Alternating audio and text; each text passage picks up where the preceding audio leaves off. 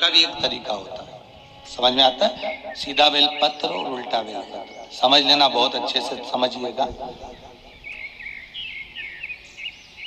शिव जी के सम्मुख में शंकर भगवान के शिवलिंग पर जब बेलपत्र चढ़ता है तो बेलपत्र का जो सीधा भाग होता है वो शिव जी के शिवलिंग पर होना चाहिए, उल्टा भाग ऊपर होना चाहिए। बहुत ध्यान से समझना हो।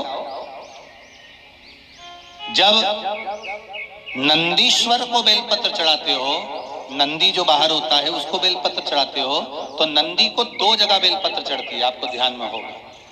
पहली बेलपत्र नंदी को जब चढ़ती है तो नंदी के सामने चढ़ती है, तो उसका बेलपत्री का जो डंडी का मुख है वो नंदी की ओर होता है और बेलपत्री की पत्ती का मुख शंकर जी की ओर होता है। समझ में आ रहा है सबको? डंडी का मुख, जैसे नंदी ऐसे बैठा है तो डंडी का मुख नंदी की ओर होगा, पत्ती का मुख शिव के, और ये सीधी की सीधी नंदी के सामने नीचे रखा जाता है, नंदी के सामने। और एक बेलपत्र जब नंदी के ऊपर चढ़ती है तो डंडी का मुख शिव जी के ऊपर होता है और इस पत्ती का मुख नंदी के सिर पर नंदी की ओर होता है। ये दोनों में बहुत अंतर है हमारा।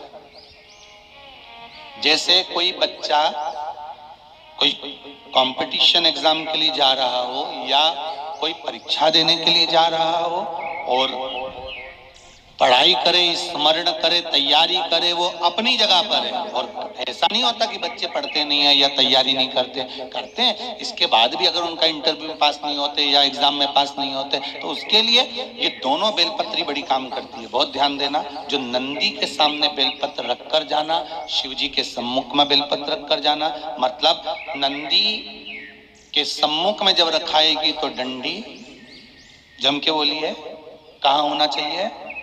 नंदी की ओर। और जब ऊपर रखाएगी तो डंडी शिव की ओर हो। ये दो बेलपत्र रखकर शिव जी का स्मरण कर कर जाएं, कार्य सफलता की ओर बढ़ता है। कोई काम के लिए आप जा रहे हैं तो उसमें सफलता मिल जाती है, उसमें सफलता प्राप्त होती है। शिव जी को बेलपत्र चढ़ा रहे हो, जो चिकना भाग है, सीधा भाग शिव जी के ऊपर, शंकर भगवान के ऊपर।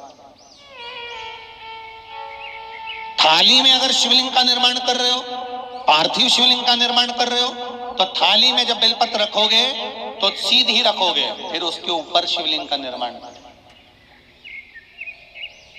अगर आप निर्माण करते हैं पार्थिव शिवलिंग का और बनाते हैं बेलपत्र